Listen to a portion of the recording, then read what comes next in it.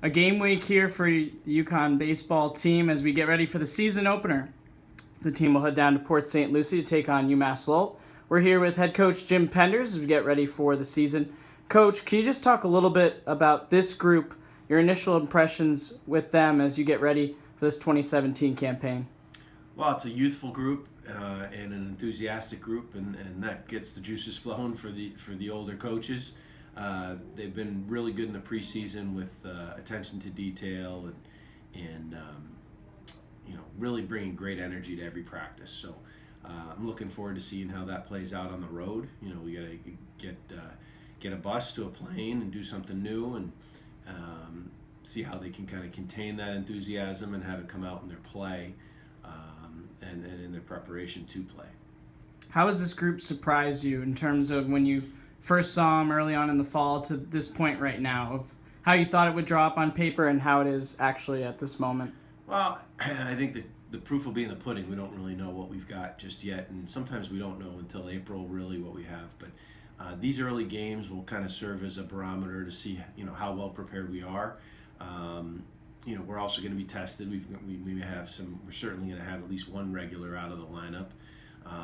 So we're going to have to absorb that loss, which is a big loss in Willie, and then we may potentially have to juggle some other things around. We've got a couple guys banged up, but hopefully, I think it'll show a little bit about what our shortcomings are and what we need to work on. That's the one good thing about these early season games is we don't have to play on a Tuesday and Wednesday after we have a weekend. We don't have a choice. We can't play outside up here, so we can use that time in between games to correct our mistakes. How do you feel about your depth, especially with the position players, where you have a couple guys beat up and you're able to slot in maybe some other options that you didn't have a year ago? Yeah, the depth gets shallow in a hurry though when you have three guys in casts or surgeries or what have you. We've got like I said, Jack Lambrecht's out with a hamate bone. We hope to get him back sometime early April, maybe March. Probably more likely April for him. John Topa's a little bit banged up. He's got a shoulder issue. He may. We're going to find out more today, but hopefully he'll be able to at least DH. Don't know if that's going to be a possibility or not, though. We'll wait for the docs to tell us this afternoon.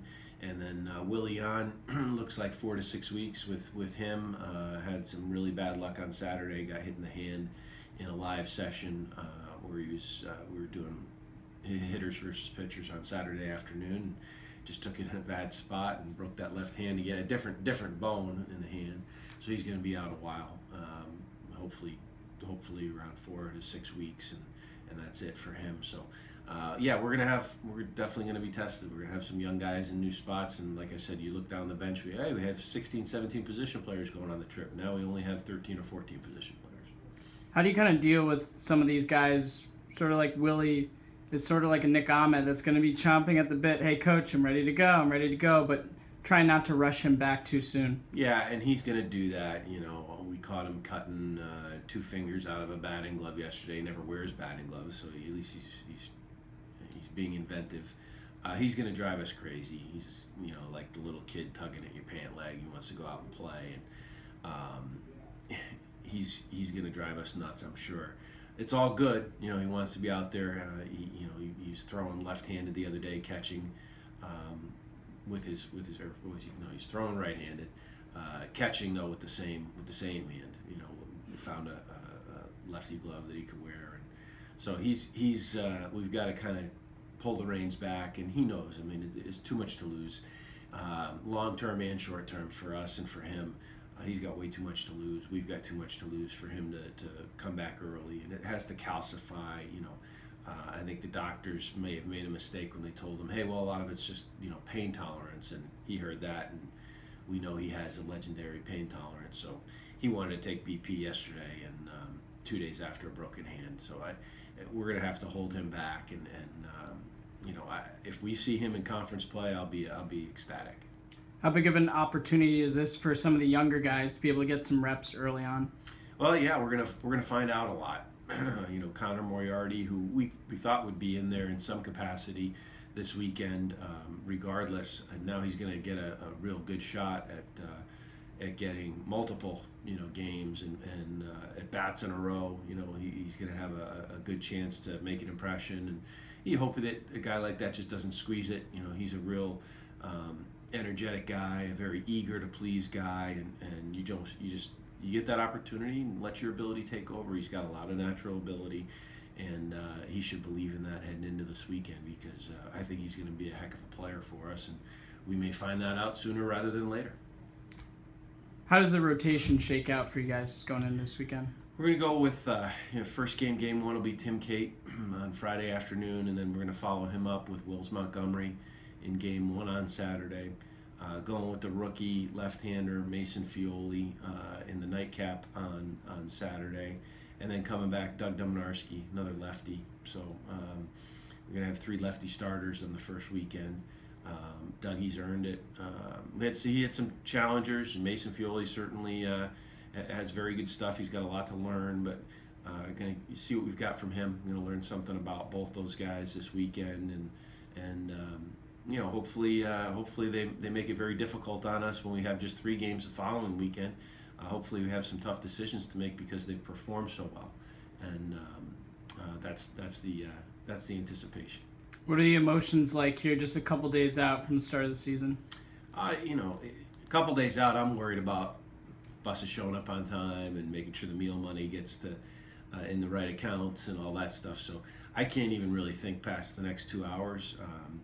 I probably shouldn't even be thinking past the next 5 minutes if I'm going to get everything done in time. But I know the guys are excited. I'm certainly excited too. I don't mean to minimize it. If it ever gets to the point where I'm not excited about opening day, then it's time to hang it up. But we all get excited. The coaches are really looking forward to seeing it. It's really a new team. It's the same program but a new team. In many ways. Last year we had a veteran team coming back, and this year it's very new. So we don't know exactly what to expect. We don't know how to get on a bus, how to get off a bus, how to stand for the national anthem yet. So there's a lot to learn.